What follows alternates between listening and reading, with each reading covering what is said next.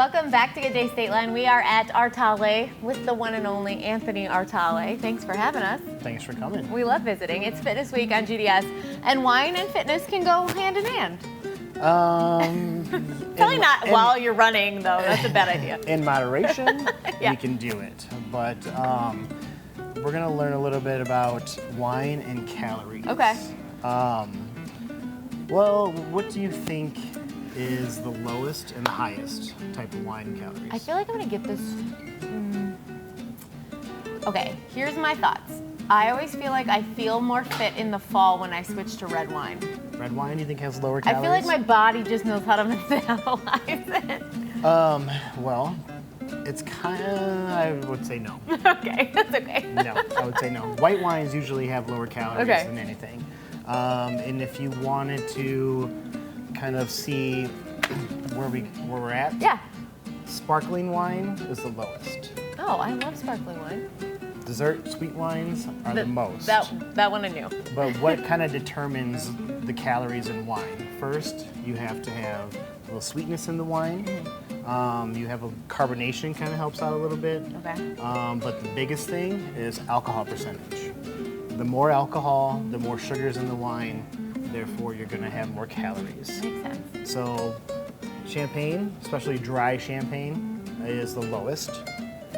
Riesling, which is a sweet wine. That's next? I would have But never guessed. Riesling usually has about 7 to 11% Yeah. in alcohol. Lower alcohol, lower calories. Honestly, I will tell you, everyone is going to be shocked by that because Riesling is sweeter. But then when I'm like, oh, it's 8% alcohol, the rest is just sugar. Like, people say that, but that's not right. Well, yeah, because sugar actually, basically what happens in wine is the yeast eats the sugar, Okay. and the byproduct is alcohol. So more sugars, the more alcohol. Interesting. Next is Sauvignon Blanc. Okay. Sauvignon Blanc is white, crisp, clean, dry, not sweet. It's kind of an easy wine for summer. Yeah, I was little just bit gonna say lighter it's a good feeling summer too. wine. After that, we have Pinot Noir. This is the first red on the list. Okay. You kind of would want to put rosé. If we had rosé, it's kind of in between here, maybe even closer to here. Okay. We'd have a rosé. Then we have Pinot Noir. It's the first red. Pinot Noir is light anyway, so a little bit lighter, lower. But honestly, with the reds, they kind of vary from 120 calories a glass to 124 calories a glass. That's a good variance. So I like that.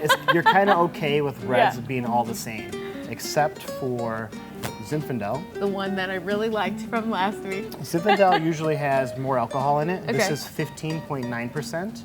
15.9% kind of creates about 130 calories. Okay. These are all 5-ounce pours. That matters too. Yep, it's actually quite quantity does too. Yeah. Chardonnay. Oh yeah, that one Chardonnay got is over there. really high up.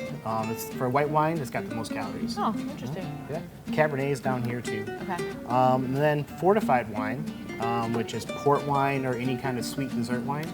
Those are about over 18% alcohol. Okay. So that's going to be a lot of sweetness, a lot of sugar. Therefore, you have more calories. And grams of carbs. That's kind of another thing too. People kind of watch. White wines 0 to 4. Okay. Red wine 1 to 4. So it's really not too many carbs in wine. So when you see low carb wine, most wines are low carb already. There are a lot of gimmicky wines out there that are being sold as fit or low carb or low calorie. Yeah, I was looking at that today actually, and I'm looking at the percentages because if you notice, there's no nutrition labels or percentage labels on the bottle. Right. So you could tell someone, hey, this wine has only 90 calories and 0 carbs, and you're like, well, yeah, most wines are like. And then if you look at it and the alcohol percent is lower, but it is, say it's like, like a cab or whatever, and it says 7%, doesn't that generally mean it's just like watered down?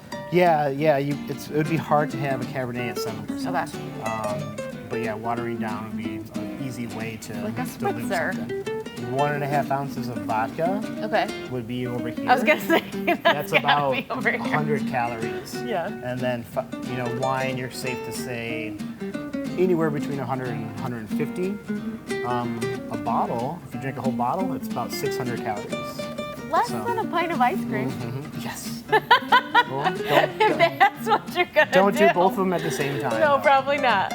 But you know, like that's actually what I always think about wine is like, it's not a poor nutrition choice to have a glass of wine. It can fit into whatever your fitness goals are. It's 120 calories. They do have some health benefits. Yeah. It helps with your good cholesterol, and it also kind of helps lower heart disease, risk of heart disease.